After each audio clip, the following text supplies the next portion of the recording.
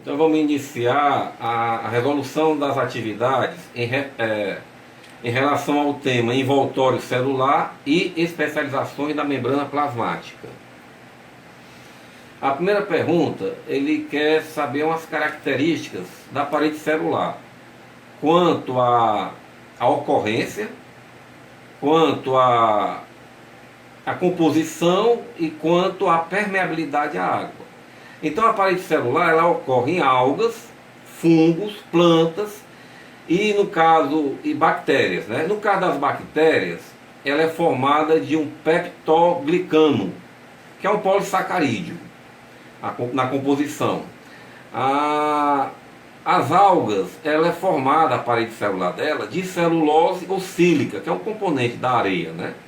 Os fungos, a composição dele é quitina, que também é um carboidrato, um polissacarídeo, né?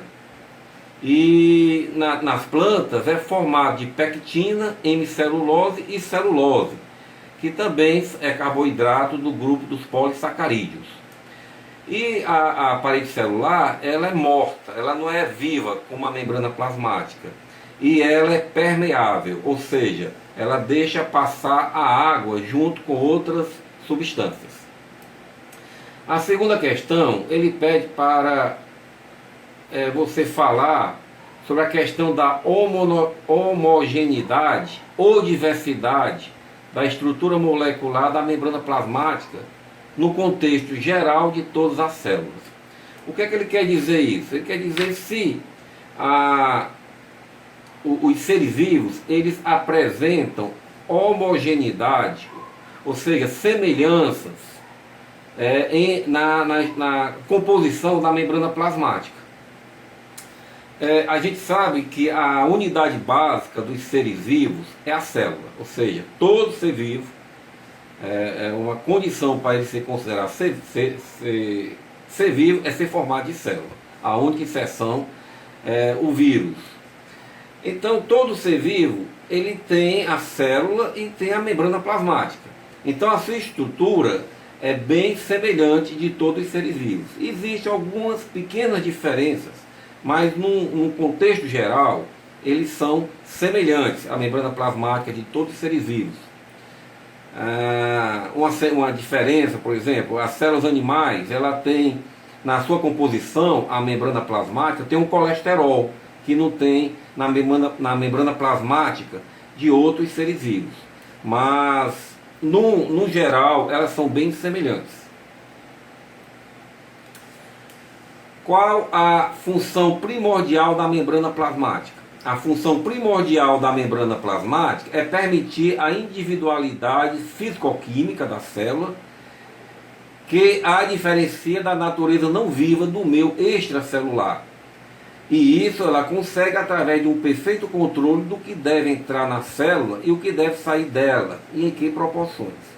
Resumindo isso aqui, a principal função da membrana plasmática é a permeabilidade seletiva. Ela controla o que entra e sai da célula. E isso permite que o meio intracelular seja diferente do meio extracelular, fora da célula.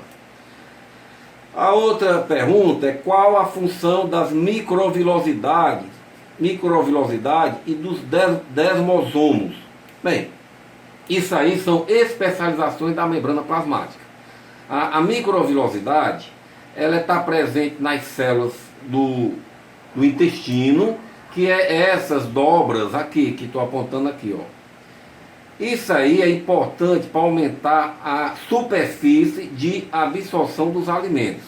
Observe que se isso aqui fosse uma reta, essa superfície seria muito maior. Se eu pegar isso aqui e esticar, a superfície é maior. Então essa microvilosidade aumenta essa superfície de absorção dos alimentos. E os demossomos é essa união que acontece. A finalidade dele é a adesão entre duas células, para deixar duas células próximas, formando, né, os tecidos. Como ele citou lá no vídeo, ele disse que a questão do câncer, né, do câncer maligno, aliás, todo câncer maligno, Um dos problemas da metástase, que é a proliferação desse câncer, é um problema desses desmosomos. Ele não funciona, então os tumores vão se formando e essas células, como elas não estão presas, elas vão se soltando, caindo na corrente sanguínea e levando o câncer para outra região do corpo. Então esses desmosomos, lá no vídeo que eu coloquei, ele introduz a aula de especialização da membrana plasmática, falando dessa questão do câncer em relação aos desmosomos. A quinta questão, identifique as estruturas indicadas no desenho. Então, isso aqui está mostrando a membrana plasmática, tá? Esse desenho você tem essa parte aqui, que é o meio externo, e essa parte aqui que é dentro da célula, o meio interno. E ele pede para você identificar essas estruturas. Minha gente, isso aqui é o modelo do mosaico fluido. Por que o nome? Mosaico porque aqui essas estruturas, essas bolinhas aqui, que é a extremidade dos lipídios, ela é semelhante a um mosaico. E fluido porque ela fica em movimento. Então daí o nome mosaico fluido. Então essa estrutura, você pode pensar na questão de um sanduíche, onde essa parte de cima do pão seria lipídios, do grupo fosfolipídios. A outra parte do pão está aqui, lipídios, e o recheio seria proteínas. Nós temos as proteínas que estão assim mais na extremidade, que são chamadas proteínas periféricas, e umas proteínas aqui dentro chamadas proteínas integrais, ou seja, está integrando a membrana plasmática. Então o ele diz que é o fosfolipídio, né? E essa parte aqui é a parte hidrofílica. Essa cabecinha aqui representa a parte hidrofílica, ou seja, que tem a afinidade com a água. Então essa parte que tem afinidade com a água fica no meio externo e interno da célula. E essa parte, tá certo? Que é o fósforo, parte hidrofílica.